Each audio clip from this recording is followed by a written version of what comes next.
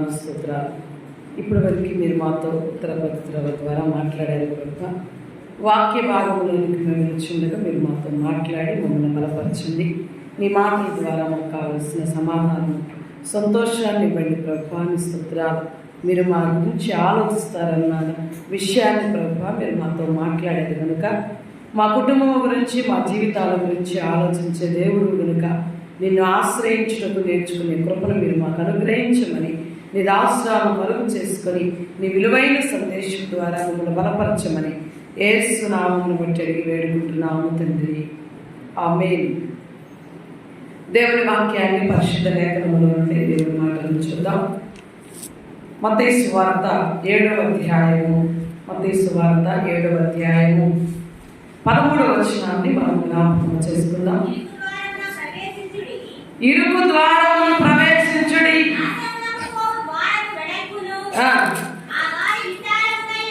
ఆ దారి విశాలమైనది, దాని ద్వారా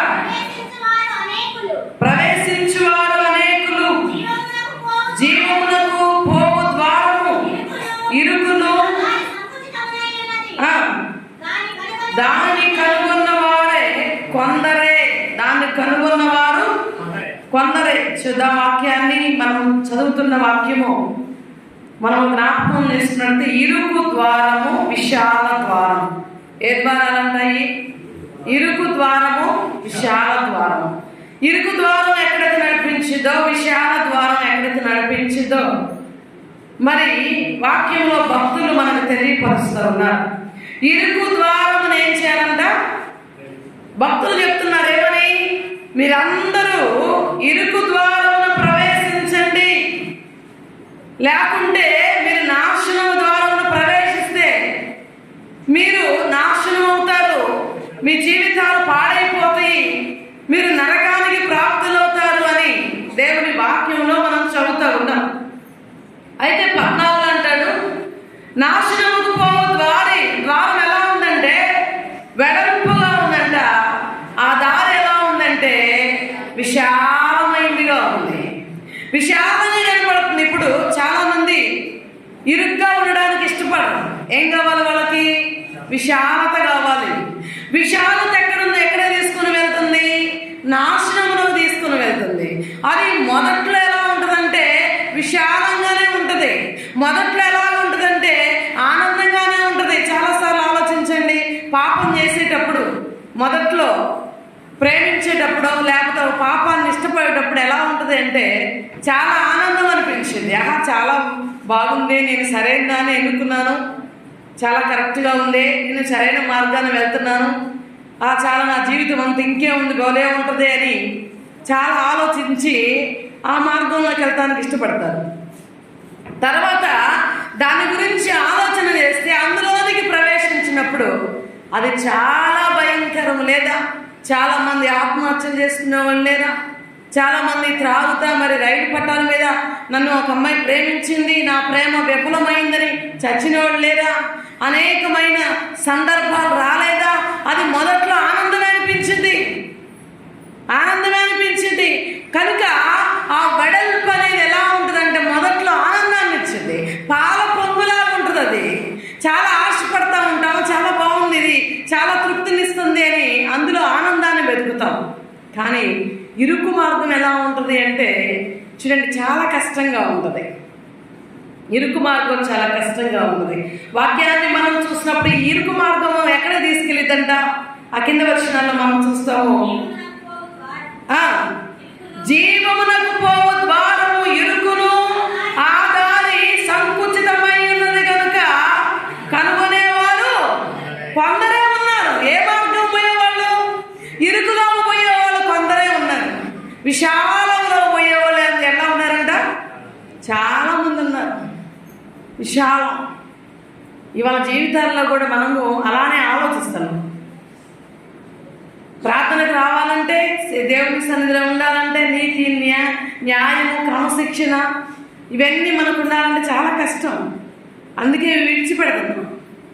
విడిచిపెట్టి మనకిష్టమైనట్టుగా మరి ఆ యొక్క విశాలమైన మార్గాన్ని కోరుకుంటున్నాం. ఆ మార్గంలో ఏముందని చెప్తున్నాడు? నాశనం ఉంది కానీ అందులో లేదు. కానీ భక్తులైన వాళ్ళు మనకు తెలియపరిచినప్పుడు నాశనమైన దాన్ని మనం ఎందుకు కోరుకోవాలండి? దేవుడు భక్తుల ద్వారా, ఆయన భక్తుల ద్వారా తన వాక్యాన్ని పంపించి, వాక్కును పంపించి, ఇదిగో ఇది విశాల మార్గము, ఇదో ఇది ఇరుకు మార్గము, ఇందులో మీరు ప్రవేశిస్తే జీవాన్ని కలిగి ఉంటారు, ఇందులో మీరు ప్రవేశిస్తే నాశనము కలిగి ఉంటారు, కనుక మీరు కోరుకోండి అని దేవుడు మనకి సావుకులను పెట్టో లేకపోతే వాక్యం ద్వారా మరి అనేక సత్యాలు మనకు తెలియపరిచినప్పుడు మనం ఎందుకు క్రమశిక్షణ తప్పుతున్నామండి? కారణం ఏంటంటే బైబిల్ని నమ్మటం లేదు. ఏదో ఆచార ప్రకారము, అలవాటు ప్రకారం ఆలయానికి, ఆచార ప్రకారము భక్తి పరులుగా దేవుడిని ప్రభువు నమ్ముకున్నాననే మా ముసుగులో ఉంటున్నాము. కానీ సరైన విడుదల రావట్లేదు. మనకి సరైన విడుదల వస్తే నీవు నష్టమైన, కష్టమైన, కరువైన, ఇబ్బంది అయిన, శ్రమైన ఏది వచ్చినా ఈ మార్గాన్ని నువ్వు విడిచిపెట్టవు, ఈ మార్గాన్ని విడవు. చాలామంది ఎందుకు ప్రార్థనకు రావట్లేదమ్మా అని మనం అడిగామనుకోండి, వాళ్ళ చేత ప్రార్థనకి వెళ్ళాం, అందరూ బాగున్నారా? నువ్వు బాగున్నావా? మరి నువ్వు ప్రశ్న వేసుకో. ప్రార్థనకి వెళ్ళిన అందరూ బాగున్నారా అని అడిగేవు, నువ్వెలా ఉన్నావు? ప్రార్థనకి వెళ్ళిన అందరూ నువ్వు దేవుని రాజ్యానికి చేర్చరు. నీవు సక్రంగా ఉంటేనే నువ్వు దేవుని రాజ్యానికి వెళ్తావు. ఈ జీవ మార్గంలోకి వెళ్ళాలంటే నువ్వు అక్కడానే వెళ్ళాలి. కనుక అందరి గురించి అనవసరం నీకు. ప్రార్థనకి వెళ్ళిన అందరూ బాగున్నారా అని ప్రశ్న వేస్తున్నావు. కానీ వాక్యం సెలవిస్తూ ఉంది, జీవ మార్గంలోకి వెళ్ళటానికి నువ్వు ఎందుకు ఇష్టపడతలేదు? ఎందుకు దేవుని మాటలను నిరాకరిస్తున్నావు? చూడండి, కీర్తన, దావీదు కీర్తన 4వ అధ్యాయము 1వ వచనాన్ని మనం జ్ఞాపకం చేసుకుందాం. ఏమా? నా నీతికి ఆధారము దేవా, నేను మొర్రపెట్టినప్పుడు నాకు ఉత్తరం ఇమ్ము. చూడండి, దావీదు ఏమని ప్రార్థన చేస్తున్నాడో, దావీదు తన జీవితంలో దేవుని ఏమని అడుగుతున్నాడో, నా ఇరుకులో నాకేం కావాలి? నేను ఇరుకులో ఉన్నాను, నీవు మాత్రమే విశాలతను కలుగు చేసేవాడిని. నేను ముందుగానే విశాలత కావాలని అందులోకి ప్రవేశిస్తే నేను నాశనంలోనికి వెళ్తాను. అయితే నీవు నన్ను తీసుకుని వెళ్తే నేను ఎక్కడ నశించిపోనయ్యా, నేనెక్కడ ఇరుకులో పడనయ్యా, నేనెక్కడ ఏ శబ్దమైన దానికి బానిసగా ఉండనయ్యా అని దావీదు దేవుని సన్నిధిలో ఏం చేస్తా ఉన్నాడండి? ప్రార్థన చేస్తా ఉన్నాడు. ఈరోజు దావీదు చేసిన ప్రార్థన మనుషులు ఎందుకు చేయలేకపోతున్నారు? మనుషులకి ఎందుకు మనస్సు రాకపోతుంది? అందుకే అంటున్నాడు దావీదు ఆ మాటను మరొకసారి మనం జ్ఞాపకం చేసుకుంటే, నా నీతికి ఆధారమగు దేవా, నేను నీకు మొర్ర పెడతాను. ఆ నీతికి, నేను నీతిని బట్టి దేవుని అడుగుతున్నాను. ప్రభా, నేను ఎలా ఉన్నానో ఇరుకు మార్గంలో ఉన్నాను. చాలామంది అంటారు, యేసు ప్రభువుని నమ్ముకున్న తర్వాత చాలా కష్టాలు వచ్చినాయండి, నాకు చాలా బాధలు వచ్చినాయండి యేసు ప్రభువుని నమ్ముకున్న తర్వాత. అయ్యే ఇరుకులో ఏవు యేసు ప్రభువుని నమ్మాడు. ఊజు దేశంలో అంతకంటే నీతిమంతుడు ఇంకెవడు లేడు, అంత యథార్థవంతుడు ఇంకెవడు కనపడలేదు, అంత భక్తి కలిగిన వాడు ఇంకెవడు లేడు, అంత భాగ్యవంతుడు ఎవడు లేడు, అంత గొప్పవాడు ఇంకెవడు లేడు. అలాంటి ఏవుని పరీక్షించడానికి దేవుడు అపవాదికి ఆజ్ఞాపించాడు. అతను నీతిమంతుడు, అతను నీతిని ఆధారం చేసుకుని గర్వించడు, అతడు నా మీద ఆధారపడ్డాడు అని అపవాదితో చెప్పినప్పుడు అపవాది ఉంది. అయితే అతను భక్తి ఎంతో, అతను నీతి ఎంతో, అతను ఎంత భక్తి చేస్తున్నాడో నేను కొలిచేస్తాను, నన్ను పంపించు, వెళ్ళిరా. అయితే అటు ఇటు తిరుగుతున్నాక భూలోకంలో వెళ్ళిరా, వెళ్ళి చూసుకునిరా అని చెప్పేసి అపవాదిని పంపిస్తే ఆమె ఏం చేసిందో తెలుసండి? ఇంటి దాకా వెళ్ళింది, కానీ ఎక్కడికి వెళ్ళలేకపోయింది? ఇంటిలోనికి వెళ్ళలేకపోయింది, పిల్లల్ని కదిలించలేకపోయింది, భార్యను కదిలించలేకపోయింది, మరి మందుని కదిలించలేకపోయింది, ఆస్తులను కదిలించలేకపోయింది, దేన్ని కదిలించలేకపోయింది. కారణం, ఏవో నీతి కుటుంబాన్ని కాపాడింది. మరి సిగ్గుతో దేవుని దగ్గరికి వెళ్ళి చేతులు కట్టుకొని ఉంచుంది. నేను ఇంటికి వెళ్ళమన్నాను కదా, ఎందుకు మన తిరిగి వచ్చావు? ఏవో భక్తి అంతా కొలసి వస్తానన్నావు కదా, ఎందుకు వచ్చావు వెనక్కి అంటే అప్పుడు ఏం చెబుతుంది తెలుసా? ఆ ఇంటికి నువ్వు కంచె వేసి అనుకోమంటావేంది? నువ్వు కంచె వేస్తే నేనెట్ట పోయాని? నువ్వు కంచె వేసావు కదా, ఆ కంచె తీసే. అతని భక్తి ఏందో, అతని బతికేందో, ఎంతలాగా నిన్ను ఆరాధిస్తున్నాడో అసలు అతని జీవితం మీద కాసేపట్లో తెలియపరుస్తాను సవాల్ చేసిందండి. దేవుని మీద సవాల్ చేస్తే అదే అయితే ఇల్లు తన ఇంటి చుట్టూ ఉన్న కంచె తీసేస్తామన్నాడు. తీసివేయమని ఇంటికి వెళ్ళాడండి. పిల్లల్ని చంపేశాడు అపవాది. ఆస్తి పోయింది, మరి పనివాళ్ళు పోయారు, అందరూ పోయారు. అయినా ప్రార్థనలోనే కూర్చున్నాడు, ఇరుకులోనే కూర్చున్నాడు, నీతికి దేవుణ్ణి ఆధారం చేసుకున్నాడు. భార్య వచ్చి అంటుంది, అప్పుడు వరకు అందరూ ఎన్ని చచ్చిపోయినా ఆమె కూడా ఏం మాట్లాడలేదు. భార్యలోనికి వెళ్ళింది అపవాది. ఎవరిలో పోయిందండి? ఇవాళ మన భార్యలు కూడా వెనక్కి లాగుతుంటారు, ఏం పోదాం లేయ్యా, పని కాలేదు. ఈ భర్తలు కూడా ఏం చేస్తారు తెలుసా? భార్య ఎక్కడ ఉంటే అక్కడ తోక లేదు, కానీ కరెక్ట్గా మనం వెళ్ళాలి అని గద్దించే భర్తలు కావాలి. ప్రార్థన ఎందుకు మానుకున్నావు? లేదండి, వాళ్ళు అలాంటి వాళ్ళు లేరు. వాళ్ళు వీళ్ళేం చెప్తే వాళ్ళు వినేవాళ్ళే.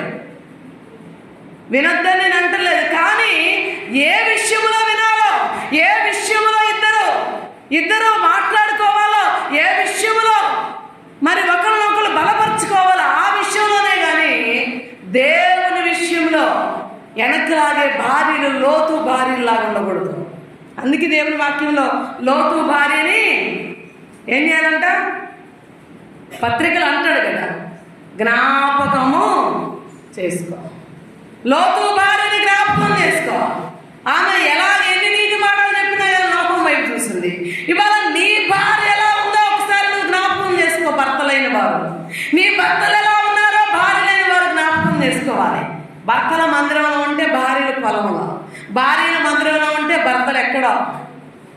కానీ దేవుని వాక్యం సెలవిస్తా ఉంది, ఎందుకు ఏమో భార్య జీవితంలోనికి వెళ్ళింది అంటే ఈ భార్యకి కొంచెం వ్యసనం.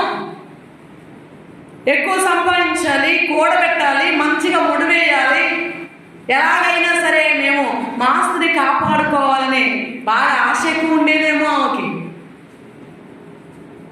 ఎక్కువ ఉండేదేమో. అందుకే అన్ని పోయేలకి వ్యసనం వచ్చేసింది.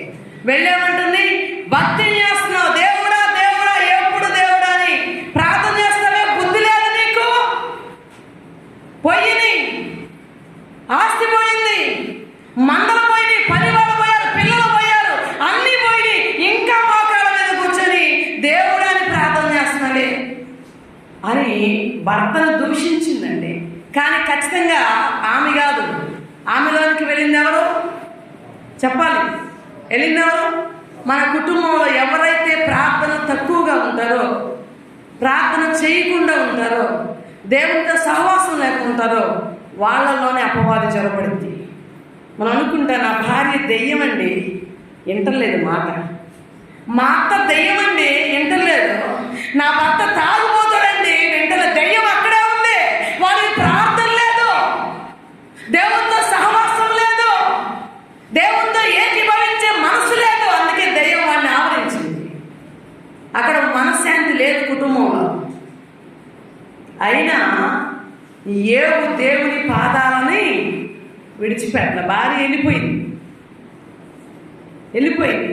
దూషించి చావరాదా అన్నాడు, అనింది. మూర్ఖురాలుగా నువ్వు మాట్లాడద్దు అన్నాడు. ఆమె వెళ్ళిపోయింది. ఏపు చివరి దాకా భక్తి ఎప్పుడు దాకండి? ఊపిరి చివరి దాకా ఏమని చేస్తున్నాడు ఆయన? పోరాడతానే ఉన్నాడు. శరీరంలో అణువణువు కురుపులతో ఉన్నాడు, పెక్కు పెట్టి గీక్కుంటా ఉన్నాడు, రసిగ్గారుతా ఉంది, కప్పు కొడతా ఉంది. వచ్చే పోయే వాళ్ళందరూ అబ్బో వాసనే, ఏమో ఇంత గొప్పవాడు, ఏంది ఇంత దరిద్రైపోయాడు, దేవుని దగ్గర ఏదో చేసుకుంటాడు, అందుకే దేవుడు ఇక్కడ చేశాడు అని స్నేహితులు, బంధువులు, గ్రామస్తులు, దేశంలో అంత గొప్పవాడు ఇంత బలహీనుడైపోయాడు. అయినా దేవుని పాద సన్నిధిని విడవలేదని చప్పట్లు కొడతారు ఒకసారి.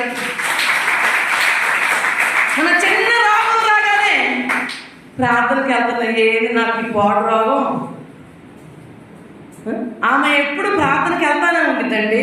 ఏంటి ఆమె కట్టొచ్చింది, ఏమన్నా కట్ట జరిగింది, ఎందుకు ఆమె కట్ట జరిగింది అని చాలాసార్లు ఆలోచిస్తూ ఉంటారు. ఇందులో నీకు జయం కావాలి. ఏ కురుపులతో ఉన్నాడో, ఏ వాసనతో ఉన్నాడో, ఏ ఇరుకులో ఉన్నాడో, నీతికి ఆధారమైన దేవుడు ఏం చేశాడంటే అతన్ని ఒక ఉన్నతమైన స్థితికి తీసుకుని పోయాడు. హల్లెలూయా! ఉన్నతమైన స్థితికి తీసుకెళ్ళాడు. పోయిన దానికంటే, కోల్పోయిన దానికంటే ఇరుకులో కూర్చున్నాడు. ఇరుకులో కూర్చున్నాడు. తిండి లేదు, శరీరం బలం లేదు, శక్తి లేదు. ఇరుకులో కూర్చొని మొర పెడతా ఉన్నాడు. నీతికి దేవుడు ఏం చేశాడు? ఆధారపు కార్డు. నీ ఆధారపు కార్డు నెంబరు ఇవాళ మనం ఎక్కడో పోయినా ఏం కావాలి? ఆధారపు కార్డు చూపించారు. దావీదు ఆధారపు కార్డు ఏంది? తన నీతి. ఏ ఆధారపు కార్డు ఏంది? తన నీతి. అందుకే దేవుని దగ్గరికి వెళ్ళాడయ్యా, నేను ఎలాగ నీతిమంతుడునో వాక్యాన్ని ఒకసారి మనం జ్ఞాపకం చేసుకున్నాం. అక్కడ 4 ఏమంటున్నాడు? నా నీతికి ఆధారమగు దేవా. ఆధారమయ్యాడు నీతికి. వాళ్ళ నీతికి ఆధారం. ఇవాళ నీలో నీతిని పరీక్షించుకో. నీ నీతికి దేవుడు ఆధారంగా ఉన్నాడో లేదో.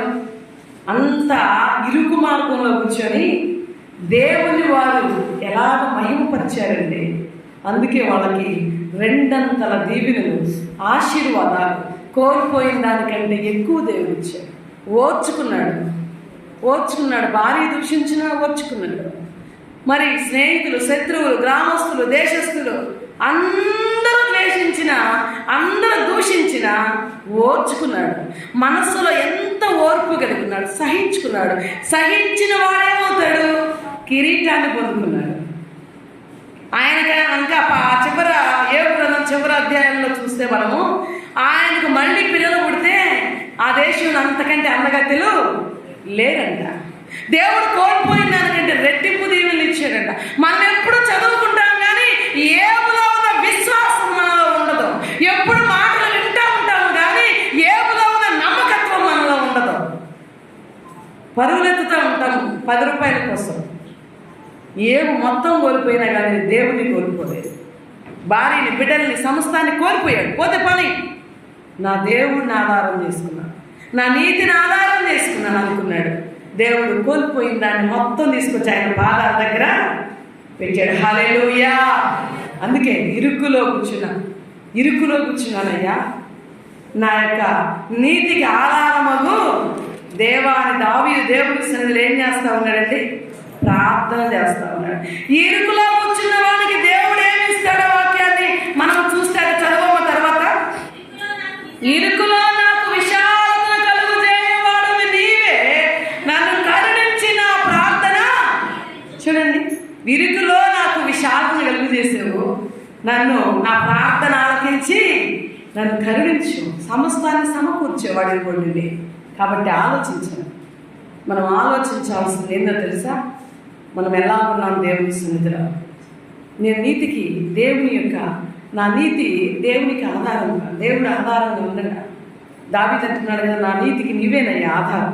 నేను ఇవాళ నీతిగా ఉన్నానంటే నీవే కారణం, నేను ఇలా ఉన్నానంటే నీవే కారణం, నేను ఇలా ఉన్నానంటే నీవే అని భక్తులు చెప్పబట్టే కోల్పోయిన దానికంటే ఎక్కువ ముందుకున్నాను.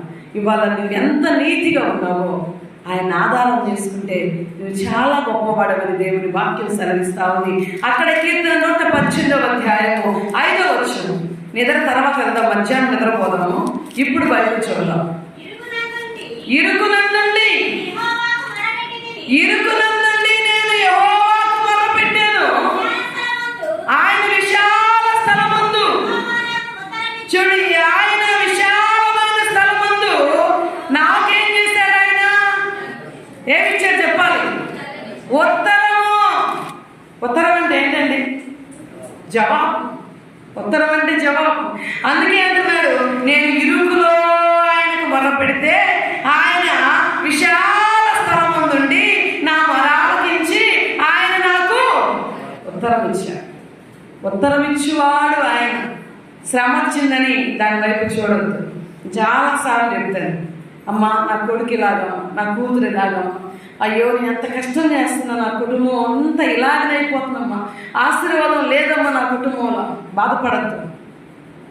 ఒక ద్వారం ముయ్యబడితే 7 ద్వారాలు దేవుడు తెరుస్తారు. కానీ విశ్వాసం ఉంచు, విశ్వాసం ఉంచు. మూయబడిందే, నష్టపోయానే, పాడైపోయానే, నాకేమీ లేదే, నేను కోల్పోతున్నాను దిగులు అవసరం లేదు. దేవుని మీద నీ దృష్టి ఉంచు చాలు, దేవుని మీద నీ మనస్సు నిలుపు చాలు, దేవుని వైపు చూడు నువ్వు చాలు. ఎలాగ దేవుడు ఆశీర్వదించాలో ఆయన ఆలోచిస్తాడు, ఎలాగ నా కుమార్తెను బలపరచాలో అని ఆయన ఆలోచిస్తాడు, ఎలాగ నా కుమార్తెని బాగు చేయాలో ఆయన ఆలోచిస్తాడు. మందిరానికి వచ్చిన దగ్గర నుండి ఇంటి మీద దృష్టి పెట్టి, పని మీద దృష్టి పెట్టి, సెల్ ఫోన్లో దృష్టి పెట్టి, నీ మనసు ఎక్కడో పెడితే ఎలాగండి నువ్వు దీవించబడేది?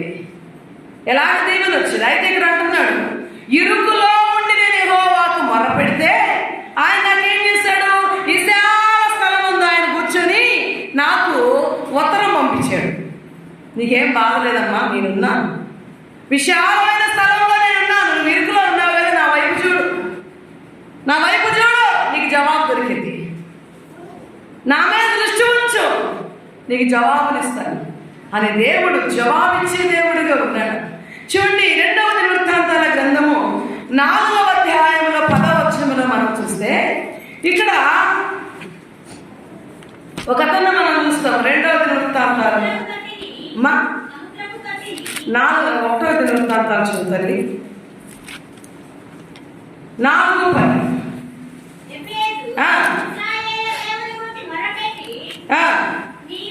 నీవు చూడండి, నీవు నిశ్చయముగా ఆశీర్వదించి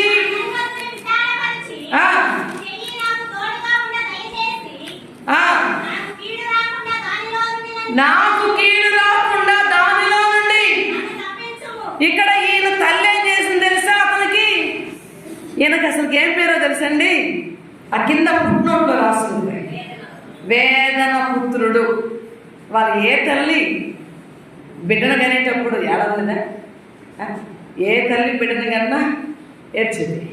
కానీ ఈమె ప్రత్యేకంగా అతన్ని కన్నప్పుడు ఎందుకు ఆమె ఏడుపుని ఇక్కడ రాశారంటే, తల్లులందరికంటే కూడా ఆమె ఎక్కువ బాధపడిందేమో, లేకపోతే ఇంకే రీతిగా ఇబ్బంది పడిందేమో. కాబట్టి ఆమె అతన్ని కనేటప్పుడు ఏం చేసిందో తెలుసండి? వేదన పడింది. అందుకే అతని తల్లి అతనికి ఏమని పేరు పెట్టింది? వేదన పుత్రుడు.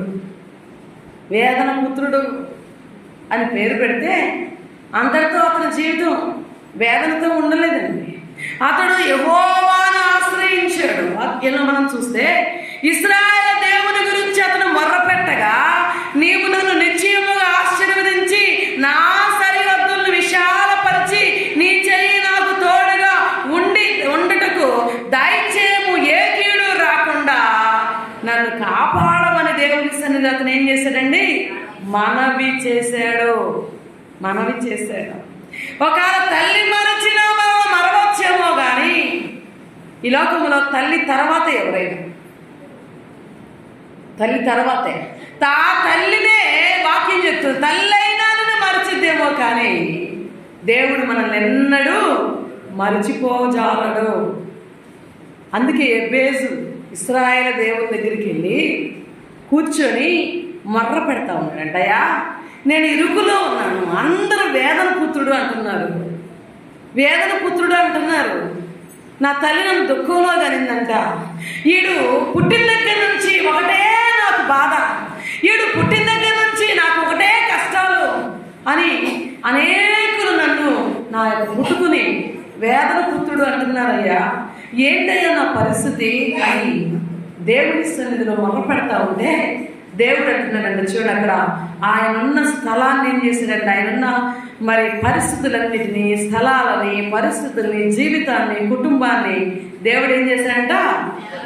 విశాలత అంటే నెమ్మది, ఆశీర్వాదం, కృప, ఇవన్నీ వస్తాయి. విశాలపరిచి తృప్తినిచ్చాడు. నువ్వు ఇక వేదన పుత్రుడు కాదు, ఆశీర్వాదాలకు పుత్రుడివి. ఇక వేదన పడవలసిన అవసరం లేదు. ఎందుకంటే ఇశ్రాయేలు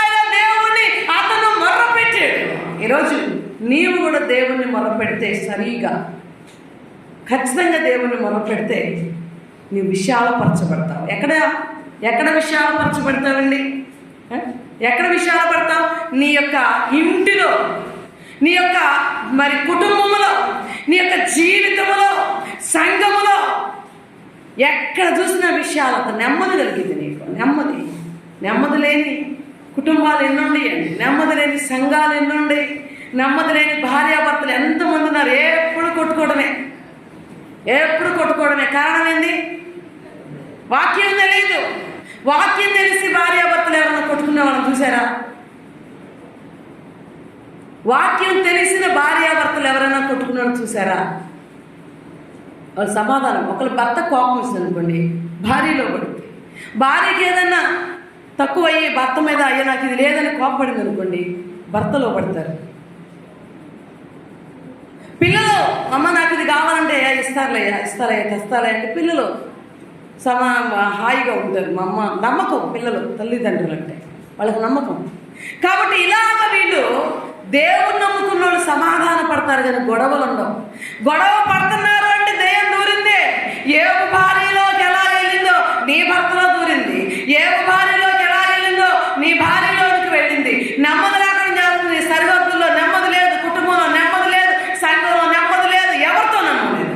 సంఘంలోకి వెళ్ళి ఒకరితో ప్రేమగా ఉండు, మాట్లాడగలుగుతాను. ఎందుకంటే నీ జీవితంలో అపవాదం ఉంది కదా, ఎవరితో సమాధానంగా ఉండలేవు, ప్రేమతో ఉండలేవు. గ్రామంలోకి వెళ్ళి ఎవరైనా ఈయన మంచిదండి, ఈ అమ్మాయి మంచిదండి అని చెప్తున్నారా?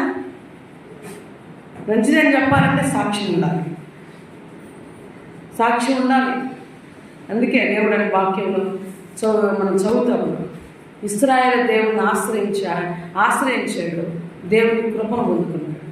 ఇవాళ దేవుని ఆశ్రయించిన వారికి ఏ మేలు పొందుకుంది. ఆశ్రయించాలంటే ఏం చేయాలి? చూడండి, 2 కొరింథీయులకు రాసిన పత్రిక 6వ అధ్యాయం 11 నుండి 13 వరకు చదువమ్మా. ఎలా ఉండాలో. ఓ కొరింథీయులారా, అరమర లేకుండా మీతో మాట్లాడుచున్నాను.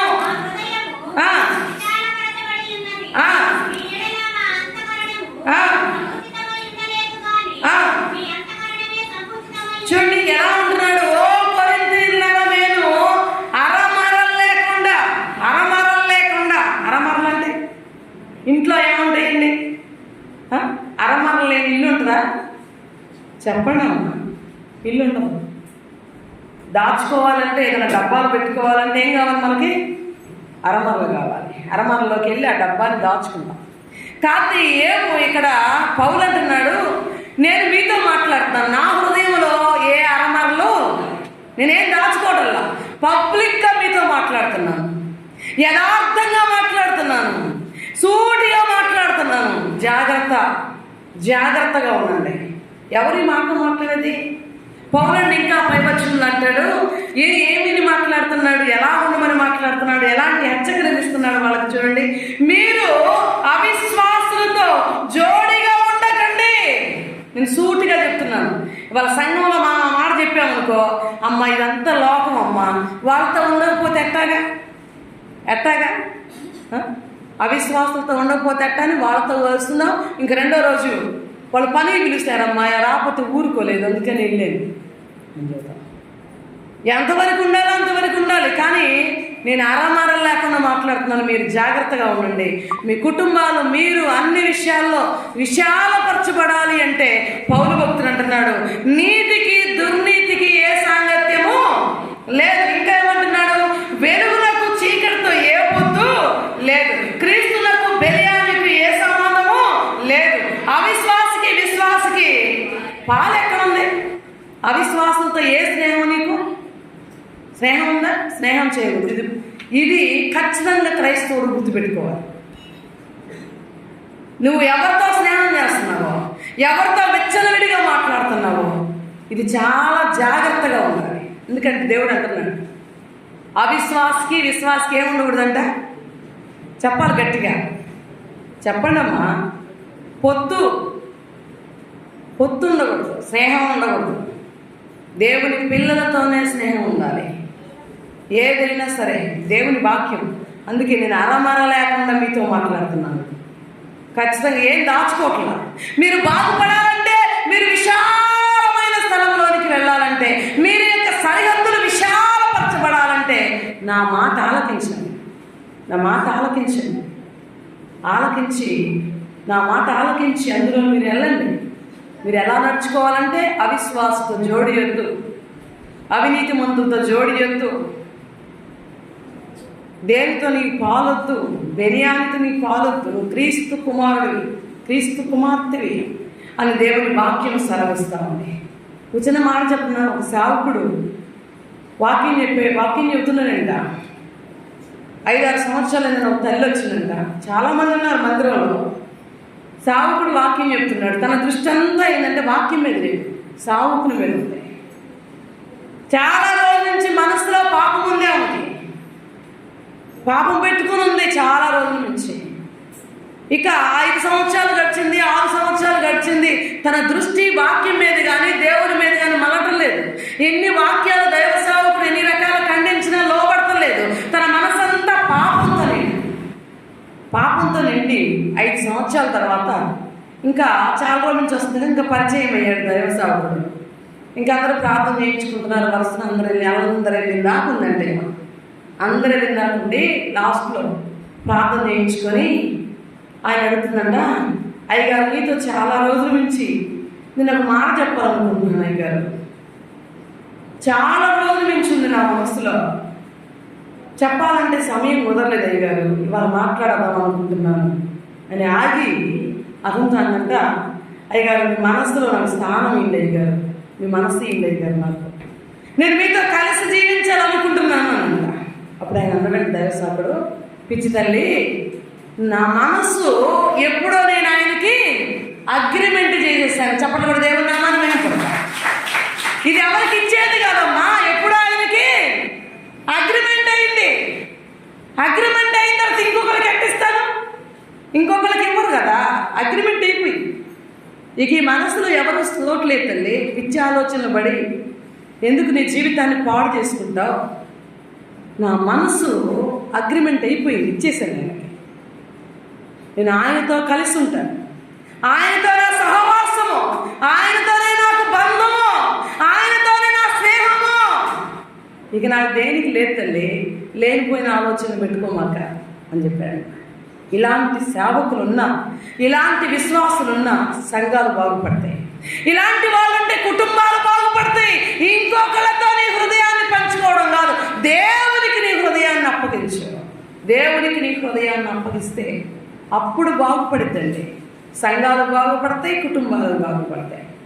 సంఘాలు విశాలపరచబడతాయి, కుటుంబాలు విశాలపరచబడతాయి. అప్పుడు మనం అనేకులకు మాదిరిగా ఉంటాం. చూడండి వాక్యాన్ని, మరి ఆదికాండము 9వ అధ్యాయము 27వ వచనాన్ని మనం చూస్తే, నోవహు కుమారుడంట, చదువమ్మా,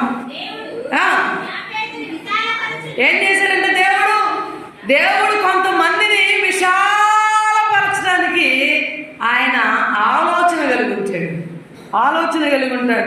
దేవుడు యాబేతుని విశాలపరచెను. ద్వితీయోపదేశకాండం 33వ అధ్యాయం 20వ వచనంలో, యాకోబు కుమారుడైన గాదును దేవుడు విశాలపరచెను. ఈరోజు నిన్ను దేవుడు విశాలపరుస్తున్నాడా? యాకోబు కుమారుడు అని రాయబడింది అక్కడ. ఇవాళ దేవుడు విశాలపరచాలంటే నీ నీతికి ఆయన ఏమవ్వాలి? చెప్పండమ్మ గట్టిగా, ఆధారం అవ్వాలి. నేను ఇవాళ నీతిగా ఉన్నానంటే నా దేవుడే, నేను యథార్థంగా ఉన్నానంటే ఆయనే, నేను నమ్మకంగా బ్రతుకుతున్నానంటే ఆయనే, ఏ మనుషుడు కాదు. ఎంతమంది నీ ముందు నిల్చున్నా కానీ ఆయనకి సాటి ఎవరు ఉండకూడదు నీ జీవితం. అందుకే భక్తులు అంతగా దీవించబడ్డారు. వాళ్ళ స్థలాలు, జీవితాలు, కుటుంబాలు విశాలపరచబడ్డాయి, నెమ్మదిపరచబడ్డారని దేవుని వాక్యంలో మనం చూస్తూ ఉన్నాం. చౌదరి త్వరగా 3 మాటలు మీ ముందు చెప్తాను. కీర్తన మొదటిగా, విశాల స్థలమందు నా పాదములు నువ్వు నిలుపయ్యా అని భక్తులు ప్రార్థన చేస్తున్నాడు. ఏం చేస్తున్నాడంట? విశాల స్థలము. వచ్చాము విశాల స్థలంలో. చాలామంది మేలు పొందుకుంటారు కానీ నిలబడలేరు చాలామంది. ఏంటి వీళ్ళు ప్రార్థనకు వస్తున్నారు, దీవించబడ్డారు, దేవుడు చక్కని వివాహం జరిపించాడు, పొలాలు పంటలు బాగా ఇచ్చాడు, ఎందుకు వీళ్ళు నిలబడలేకపోతున్నారు అంటే చాలామంది నేను గమనించాను. ఎంతోమంది ఈ స్థలంలోనికి వచ్చి దెయ్యాలు బట్టి పోయిన వాళ్ళు ఉన్నారు, రోగాలు వచ్చి తగ్గించుకొని పోయిన వాళ్ళు ఉన్నారు, బాగుపడి అవతలో పోయిన వాళ్ళు ఉన్నారు, వివాహాలు వెళ్ళి ఇంక సరిపోయింది మాకు అన్నాడు బయటికి పోయిన వాళ్ళు ఉన్నారు. చాలామంది ఉన్నారు. పాదము విశాలమైన స్థలంలో వాళ్ళకి దేవుడు విశాలతనిచ్చాడు. నా కుమారి నన్ను నమ్ముకొని వచ్చింది, బాగు చేద్దామని లెక్కలో దేవుడు విశాలపరిచాడు. కానీ పాదం ఏమైపోయిందంట, త్రొట్టిల్లుతా ఉంది. మేలు చేసినప్పుడేమో ఆహా దేవుడు నాకు మేలు చేశాడంటాడు, తర్వాత తిరిగి లోకంలోకి వెళ్తున్నారంటే. ఇలాంటి వాళ్ళు చాలామంది సంఘంలో కుటుంబాల్లో ఉన్నారు, త్రొట్టిల్లుతా ఉన్నారు. చూద్దాం దేవుడి సన్నిధిలో కీర్తన 31వ అధ్యాయం 8వ వచనం. 31:8. నీవు శత్రువుల చేత నన్ను చెరపట్టలేదు, విశాల స్థలమున నా పాదము నిలబెట్టితివి. యెహోవా, నేను ఇరుకున పడి ఉన్నాను, నన్ను కరుణింపుము.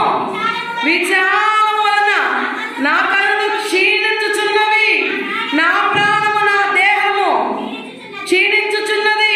ఏమ్మా ఆలోచించండి. దావీదు ప్రార్థన చేశాడు, నా నీతికి ఆధారం అని దేవుణ్ణి చక్కగా దేవునికి కృతజ్ఞతలు చెప్పాడు. దేవుడు కూడా విశాలపరిచాడు. దావీదు చక్కగా ఎక్కడో గొర్రెలు కాసుకున్న ఆయన తీసుకెళ్ళి సింహాసనం మీద కూర్చోబెట్టాడు. ఈ సింహాసనం మీద కూర్చోబెట్టిన ఆయన ఏం చేశాడండి, దేవుడిచ్చిన పరిపాలన చక్కగా చేయాలి. దావీదు జీవితంలో ఒక్కసారి పొరపాటు చేసినందుకు దావీదు జీవితాంతం కూలిపోయాడు. దేవుని దగ్గర ఏడ్చాడు, తన పరుపంతా కొట్టుకుపోయేంతగా తను శిక్షించుకున్నాడు, ఎంతో బాధపడ్డాడు. అయినా దేవుని సన్నిధిలో ఏమైనా ప్రార్థన చేస్తాడు మనం చూస్తున్నాం. అక్కడ దావీదు అంటున్నాడు ఆ మాట, అయ్యా నా శత్రువుల చేతిలో నన్ను చెరగొట్టబడలేదు కదా, నన్ను కాపాడావు, నా ప్రాణమును నువ్వు కనిపెట్టి ఉన్నావు, నేను నీ కృపతో నన్ను బలపరచండి ప్రభు అంటున్నాడు. అక్కడ విశాల స్థలమున నా పాదములు నిలబెట్టితివి ఒకప్పుడు. అయితే నేను త్రొట్టిల్లాను, నీ మాటలను వినక నేను త్రొట్టిల్లాను. నీ మాటలు విని నేను సరిగా మార్చుకునే కృపను నాకు దయచేయి ప్రభా అని నీతికి ఆధారమైన దేవుని విషయంలో చాలాసార్లు నీతిమంతుడు తప్పక పడిపోతాడండి. ఎందుకు? అపవాది వాడిని పొంచినది. అంత గొప్ప భక్తి కలిగిన యోగునే పడేయాలని ఎంతగా ప్రయత్నించిందో. మనం కూడా సంఘంలో వీళ్ళు బాగా పరిచర్య చేస్తున్నారు, బాగుండర్రా అని నేను చాలా సంబరం పడుతుంటా, బాగుండర్రా అనుకుంటా.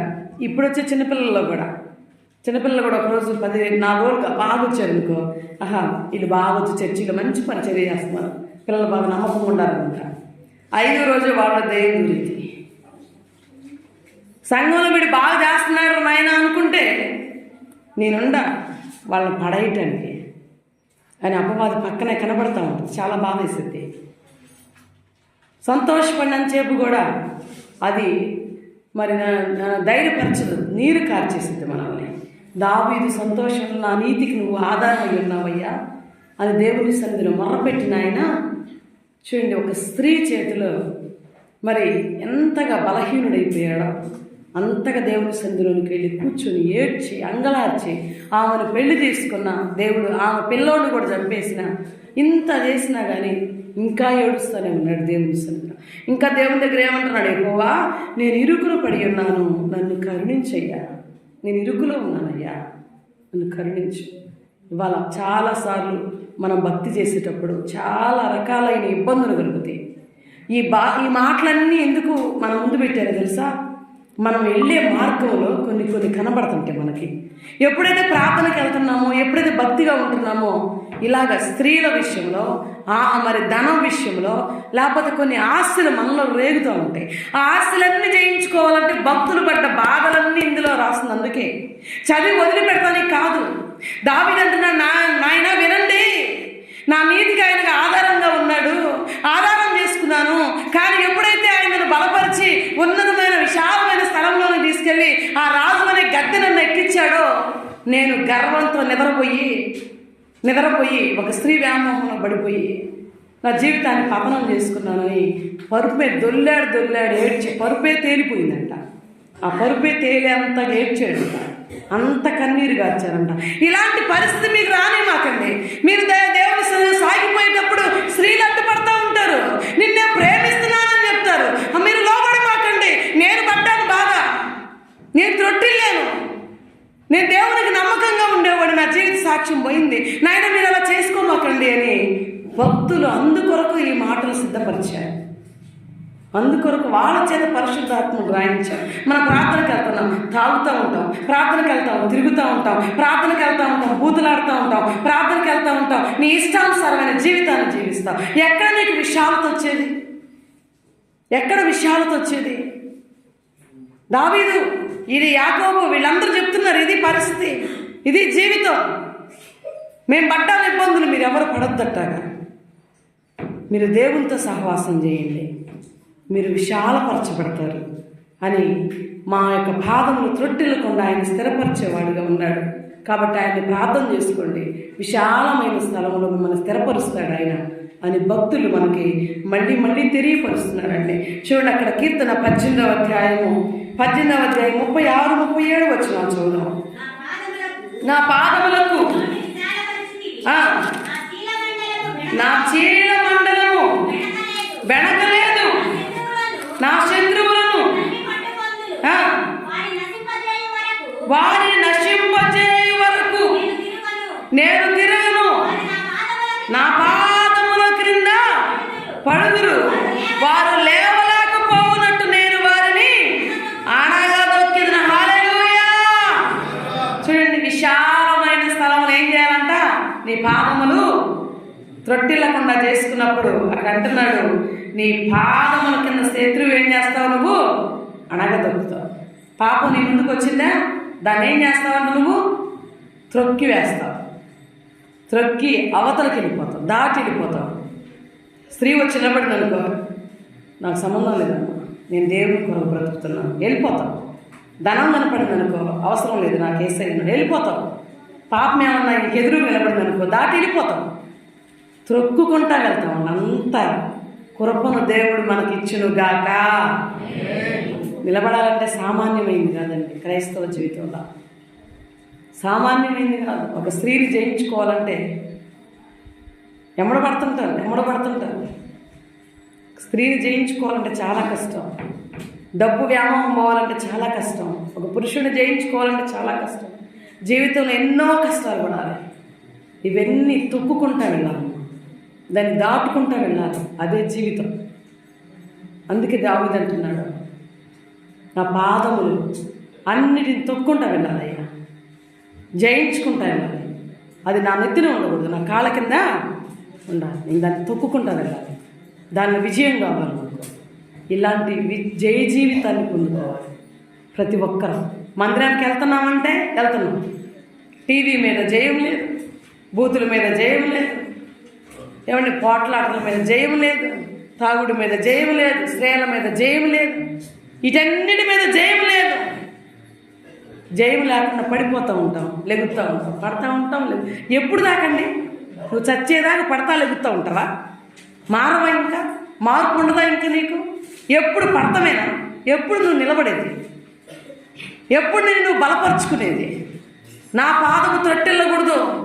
సారాయిని చూసేనా చీ, స్త్రీని చూసేనా చీ, డబ్బు చూసేనా చీ. నాకు దేవుని వైపు, దేవుని ముఖమే కావాలి. దేవునితో ఎన్నోసార్లు మాట్లాడారు, ఎన్నోసార్లు దేవునితో మాట్లాడారు వాక్యం ద్వారా. అయినా మనం లోబడతా. ఆయన అంటున్నాడు, లోబడని వారికంట శ్రమ పెడతాడంట. ఎట్టొస్తాడు? హఠాత్తు మరణం వచ్చేసిందంట. సామెతల్లో ఉంది. నువ్వు లోబడలేదు కాబట్టి నీ దగ్గరికి నేను హఠాత్తు మరణాన్ని తీసుకెళ్ళి నరకంలో పడేస్తాను.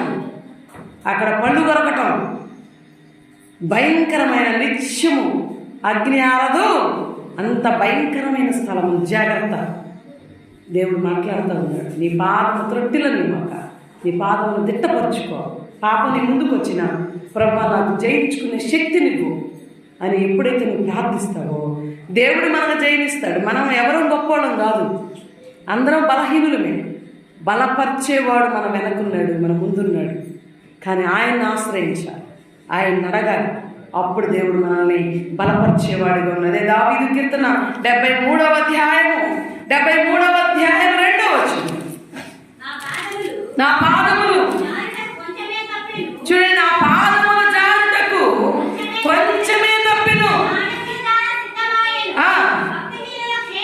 భక్తిహీనుల క్షేమము నా కంట పడినప్పుడు, చూడండి, భక్తిహీనుల క్షేమము నా కంట పడినప్పుడు గర్వించిన వారిని బట్టి నేను మత్సరపడి తిని. మరణమందు వారికి యాతన లేవు, వారు పుష్టిగా ఉన్నారు. ఇతరులకు కలుగు ఇబ్బందులు చూడు, వాక్యాన్ని మనం చూస్తే ఆసావు తన కీర్తనలో రాస్తా ఉన్నాడు. పాదము జారుటకు కొంచెమే ఏమైంది? అమ్మో, కొంచెం ఉంటే చాలు పాపంలో పడేదండి అని చాలాసార్లు మనం అనుకుంటున్న. ప్రార్థనకి వెళ్ళేవాడు, 4 స్నేహితులు కలిశారు, కర్రే కొంచెం వాడు కంట పడినడితే నన్ను కూడా త్రాగుడు దగ్గర త్రాగులేవాడు. అది ఆ అమ్మాయి కంటగా పడినట్టే నన్ను పాపంలోకి లాగేది. భక్తుడు ఏమంటున్నాడు? నేను కొంచెంలో నా పాదము తప్పింది, కొంచెంలో తప్పింది. కొంచెంలో ఎవరు తప్పించారండి? ఆయన ఎందు భయభక్తులు కలిగిన వారి పాదములు ఎన్నడూ త్రుట్టిల్లవో.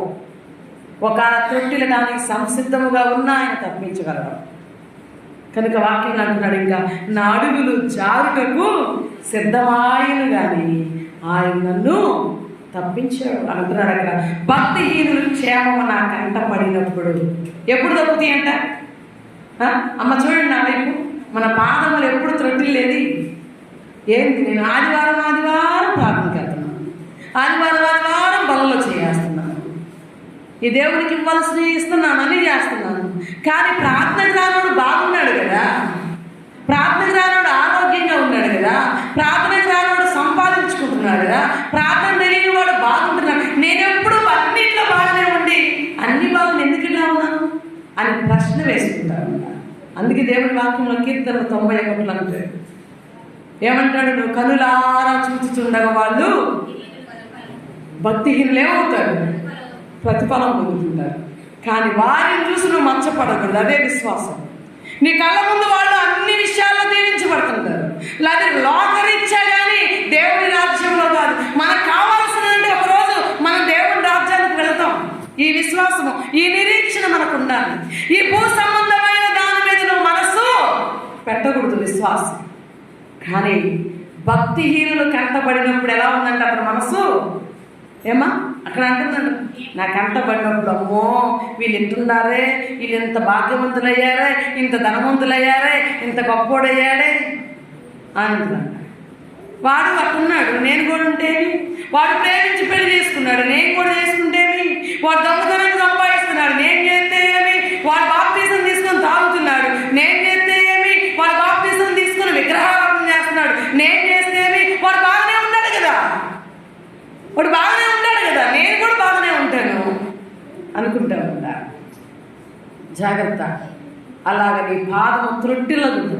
వాళ్ళని చూసినప్పుడు ధైర్యంగా దేవుడి సన్నిధిలో దేవుడు ఏ రీతిగా నిన్ను బలపరుస్తున్నాడో చూడండి. 1 సమూయేలు గ్రంథము 2వ అధ్యాయము 9వ వచనం చదువుతావా? 2:9. తన భక్తుల పాదములు త్రొట్టిల్లకుండా ఆయన వారిని కాపాడును. హల్లెలూయా. ఏం చేస్తారంటే ఆయన భక్తుల పాదములు త్రొట్టిల్లకుండా ఆయన వారిని కాపాడి దుర్మార్గుల అంధకారమందు మాటు మనుగుదురు. బలవంతుల చేత ఎవరును జయమునందడు. వాక్యములో మనం జ్ఞాపకం చేసుకున్నట్లయితే చూడండి, తన భక్తుల పాదములు ఆయన ఎన్నడూ భక్తిగా ఉన్నాం అనుకోండి కొంచెమే జాగ్రత్త. వాళ్ళని చూసినప్పుడు అమ్మో ఆమెకు ఆ చీర ఉందే, నాకు ఈ చీర లేదని భర్త మీద గొడవ వేసుకున్నావు అనుకోండి, వెంటనే దేవుని వాక్యం గుర్తు రావాలి. భక్తిహీనులను చూసి నువ్వు అసూర్యపడద్దు. భక్తిహీనులు అట్లా ఉన్నారని చెప్పి నువ్వు నీ భర్త మీద గొడవ పెట్టుకోవద్దు. భక్తిహీనులను చూసినప్పుడు నాకు అది ఉంది ఇది ఉందని చెప్పి ఈర్ష్యపడద్దు. నువ్వు అని దేవుని వాక్యం చెప్తుంది. అందుకే అంటున్నాడు అక్కడ, నా నా పాదములు కొంచెమే తప్పిని జారడానికి ఏముంది అంట, సిద్ధముగా ఉంది. మనవి కూడా ఎప్పుడైనా చూడండి, వాళ్ళని ఏమైనా చూసినప్పుడు గబక్కననేస్తూ ఉంటాం. గబక్కననే జారడానికి మనం ఏదో పాపంలో పడతానికి సిద్ధంగా ఉంటాం. కానీ వాక్యం చెప్తుంది, దేవుని యందు భయభక్తులు కలిగి ఉంటే ఆయన వాళ్ళ పాదములు ఏం చేస్తారంట, త్రొట్టిని లేకుండా కాపాడతాడు. అందుకే అంటున్నాడు, ఎవరైతే తొట్టిల్తున్నారో, ఎవరైతే అగ్ని కాముతవుతున్నారో, యోధా పత్రిక 1వ అధ్యాయం 24వ వచనంలో మనం జ్ఞాపకం చేసుకుంటే, తన యొక్క త్రొట్టిల్లకుండా అనేకుల్ని కాపాడుటకు దేవుడి లోకంలోకి వచ్చాడు. మనల్ని కూడా ఆయనే సిద్ధపరచుగా. ఒక మాట చదువమ్మా. త్రొట్టిల్లకుండా మిమ్మల్ని కాపాడుటకును ఏం చేశాడంట, నిర్దోషులుగా నిలబెట్టుటకు.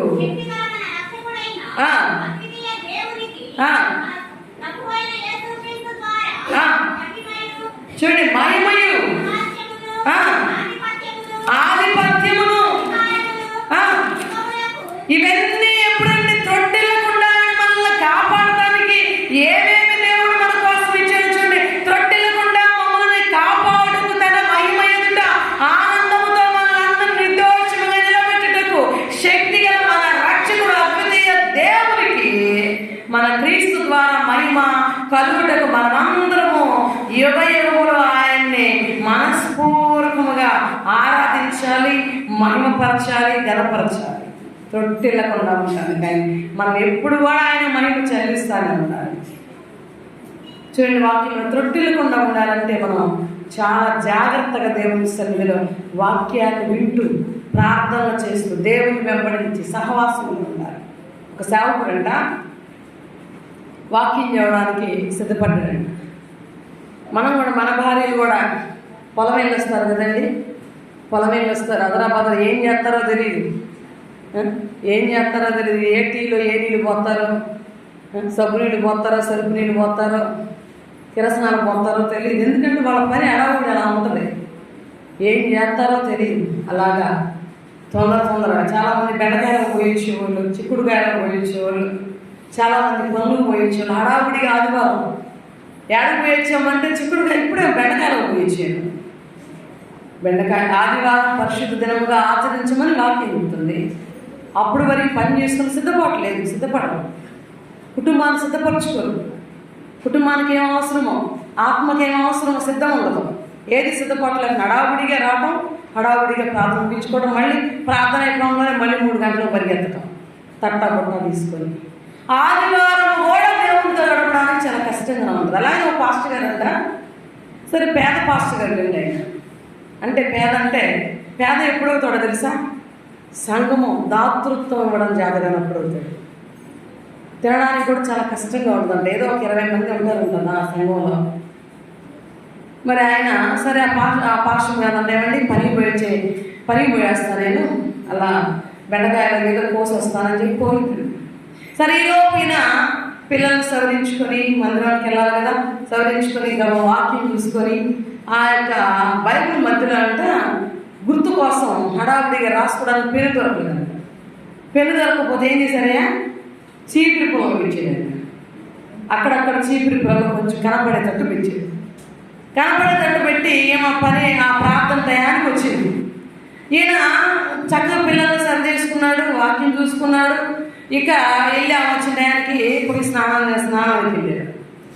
ఇంకేమో పనికి వచ్చిన పనికి పోయొచ్చాను అని మిగతా పనులన్నీ సరి చేసుకొని, ఈ బైబిల్ ఉంది కదా, బైబిల్ ఏంటి పిల్లలు చీపి పుల్లలు పెట్టారని చెప్పి పుల్లల్ని తీసి పడేసి, ఇక బైబిల్ ఏం చేసింది, జిప్పేసి బైబిల్ బ్యాగ్లో పెట్టింది. ఇంకా ఏమంటే మీ అన్ని సిద్ధపరిచాను, పిల్లల్ని సిద్ధపరిచాను, ఇక్కడ ఇంకోటి స్నానం చేస్తాను, ముగ్గురు అందరూ స్నానం చేశారు, బండి వేసుకుని మరి మందిరానికి వెళ్ళారు. ఇక ఆయన పులిపీఠం మీద నిల్చున్నాడు. పులిపీఠం నుంచి వాక్యం చెప్పాలి కదా, ఇంకా పాటలు పడేది అయిపోయింది. ఇప్పుడు బ్యాగ్ తీసి బైబిల్ తీసాడు. బైబిల్ అంతా ఎత్తుకుతున్నాడు. ఏం కనపడలేదు చెప్పండి, ఏం కనపడలేదు చెప్పండి అమ్మా, ఏం కనపడలేదు. చీపురు పుల్లలు కనపడలేదు. అరే యేసు రక్తానికే జయం అంట. ఇదేంద్ర వాక్యం చెప్పేటప్పుడు వేసి రక్తాన్ని చేయమంటాడు, కవర్ చేస్తున్నాడు, హల్లెలూయా అంటున్నాడు, ఆమేన్ అంటున్నాడు, ఇక వెతుకుతున్నాడు. ఒక్క పొల్ల కూడా కనపడలేదు. ఇవాళ నాకేందో వాక్యం చూడడానికి నడిపింపు లేదు. అందరం కలిసి ఏం చేయాలి? ప్రార్థన చేయాలి. నిద్రపోవటం కాదు, నిద్రపోమని లేదు కానీ ప్రార్థన చేద్దామని అందరం కలిసి ప్రార్థన చేయాలి. ఎందుకు? ఏమి లేదు ఇక్కడ, ఏమి లేదు, నడిపింపు కాదు. పొలం లేవు, ఇక్కడే ఉండండి. బైబిల్లో పొలం లేవు. ఈ పొలం తీసేసిన తల్లి ఎవరు? అమ్మగారే, పనికి పోయించింది కదా హడావుడిగా. ఇక బైబిల్ మూసేసి జిప్పేసి ప్రార్థన కాసేపు చేయించి ఇక బల్లారం నుంచి ఇంటికి పోయాడు. ఇక ఇంటికి పోయిన తర్వాత అంటున్నాడు, రే నా బైబిల్ పొలం తీసింది ఎవరా అని అడుగుతున్నాడు. ఏదండి వాళ్ళని జరుగుతా అంటే, ఏది వాక్యం బైబిల్ తీసిన పుల్ల తీసారు, అసలు నా బ్యాగ్లో పెట్టింది ఎవరు? బైబిల్ అంటే ఏమండి పుల్లలో పిల్లలు పెట్టారో నేను తీసేసాను, బుద్ధి లేదా? వాక్యం చూద్దామంటే అదేందండి నడిపింపు లేదన్నారే. ఏది లేదండి. ఇవాళ ఎలా ఉన్నారో చూడండి. భార్య చేయడం వల్ల అక్కడ సంఘం అంతా ఎలా ఉందో చూడండి. వాళ్ళ కుటుంబాలు ఎలాగనే ఉన్నాయి. మనం నవ్వుకుంటున్నాం. ఎక్కడికి వెళ్ళామమ్మా అంటే పనికి. పని కాదు, 7ంటికి లేస్తే పని ఎట్టయితే పోయి కాలంలో కూర్చున్నాడు పోయి, ఇక పని ఎట్టయితే పొలం తీసేకి ఏం చేస్తాం? ఆమె ఏడపోయిందో మరి, కాలో పోయిందో బెడకాలో పోయిందో ఏం పోయింది పాపం. ఆత్మను కవర్ చేశాడు ఎత్తకుండా పాస్టర్ గారు. కానీ దేవునికి లెక్క చెప్పొద్దా? లెక్క చెప్పాలి. ఆత్మ నడిపింపు ఏంటో తెలుసా? సిద్ధపడాలి. పొలంతో కాదు, పొలంతో కాదని సిద్ధపడేది. కనుక అందుకే ఎప్పుడు పెద్దలు అక్కడక్కడ స్కూల్లో ఎక్కడ పెడితే రాస్తారు, ఇంటికి దీపం, ఇంటికి దీపం. మీరు చెప్పండి ఎవరు మీ ఇంటికి దీపం ఎవరు? పెళ్ళి కానో చెప్పమాకండి అయ్యా మీకు ఇంకా దీపాలు రాలేదు. పెళ్ళి అయినో చెప్పండి మీకు దీపాలు వచ్చినాయని. అమ్మ దీపం కాదమ్మ చీకటి వచ్చిందమ్మ మా ఇంటికి, పొరపాటు చేసుకున్నాను ఆ చీకటిని అంటారు. అట్టంటే మీకు ఇంకేముండదు ఇంటికి పోతే. ఇక మీకు ఇంటికి పోతే నేను చీకటి కనిపించానా అంటారు. అయ్యా ఏమొచ్చింది? చీకటి వచ్చిందా మళ్ళీ వెలుగు వచ్చింది? అయ్యా ఏంది? నవ్వుతారు. అందరు చిన్నగా నవ్వుతున్నారు. ఎందుకు మరి? ఏం చెబుతే ఏం తిప్పులు వస్తాయి, ఒక కన్నే ఒకటి వేస్తున్నారు. మా ఆడవాళ్ళు నాకెళ్ళి చూస్తున్నారు, ఎట్లా చూస్తున్నారు. దేవుని స్తోత్రం, హల్లెలూయా. ఇంటికి చీకటి వచ్చింది, దీపం వచ్చిందంట. ఏంటి మంచి దీపం వెలిగించాయి. నువ్వు వెలగడం కాదులే, వాళ్ళు వెలిగిస్తారు. నేను అంతే కదా, స్త్రీలే కదా వెలిగించేది. ఇప్పుడు ఈ పాస్టర్ దీపం ఆర్పేసిందిగా, బలిపేట మీద నిలువును ఆర్పేసింది. నాకు నడిపింపు కావట్లేదు అని దిగాడు. ఆత్మను ఆర్పేసింది ఇక్కడ. కాబట్టి చూడండి, దేవుని సన్నిధిలో మన దీపాన్ని వెలిగించాలి అంటే స్త్రీ ఇంటికి చాలా అవసరం. ఈమె వెలిగించేదిగా ఉండాలి. హడావుడి చేసేదిగా ఉంటే అక్కడ ఆరాధన పాడబడలేదు. హడావుడిగా చేశారంటే దేవుని పరిచర్య చేయలేవు. హడావుడిగా చేస్తే దేవుని కొరకు ప్రార్థన చేయలేవు. ఏందా ఎంతసేపు ప్రార్థన? గంట సేపు చేస్తావు, రా కొనుక్కుందాం అందరికి. ఇంకేం చేస్తావు ప్రార్థన? మీరు చేస్తావా సాయంత్రం పూట ప్రార్థన? కుటుంబ ప్రార్థన కూర్చోమని చర్చిల్లో బల్ల గుర్తు చెబుతున్నారని చెప్పి భర్త పాపం రావే పాపం చేసుకున్నాడు. తిరిగిన తర్వాత ఏం ప్రార్థన లేరా అని చెబితే అయిపోయిందా? కలిసి ప్రార్థిస్తారో, ఎవరు కుటుంబంగా ప్రార్థన చేస్తారో ఆ కుటుంబం దీవించబడింది. స్త్రీలు గుర్తుపెట్టుకోండి. వింటున్నాను చాలాసార్లు, భర్తలు ప్రార్థన చేస్తుంటే హాయిగా భార్యలు రెస్ట్ తీసుకుంది. ఏసై చూస్తున్నాడు. ఏమలేనా మావిడి పాపం ఆకు గుచ్చి గుచ్చి గుచ్చి గుచ్చి రేత్రి పూట నేను చూస్తాను. పిల్లలు ఇక్కడ కొనుక్కుంటే వాళ్ళు పాపం లెగుతుంటారు కొనుక్కుంటారు, లెగుతుంటారు కొనుక్కుంటారు. అట్లాగనే మావిడి గుచ్చి గుచ్చి వచ్చింది. నేను అన్నం వండుతాను, నేను నీళ్ళు కొడతాను, మావిడి కోసం నేను ప్రార్థన చేస్తాను, నువ్వు కొనుక్కో అమ్మ, 9 దేవాలుగా కొనుక్కో అంటే ఎట్లాగండి? కుదరదు. ఎవరి భక్తి వాళ్ళే కాపాడుకోవాలి. ఎవరి భక్తిని వాళ్ళే దేవుని సన్నిధిలో నిలబెట్టుకోవాలి. అలా ఉండాలి. మన పాదములు త్రొట్టిల్లకుండా దేవుని సన్నిధిలో మన భక్తిని మనము కాపాడుకోవాలి. దేవుని మాటలు మన వినికిల్లో దీవించునుగాక. తెల్లగొలుస్తాం, ప్రార్థన చేద్దాం. ప్రార్థన చేద్దాం.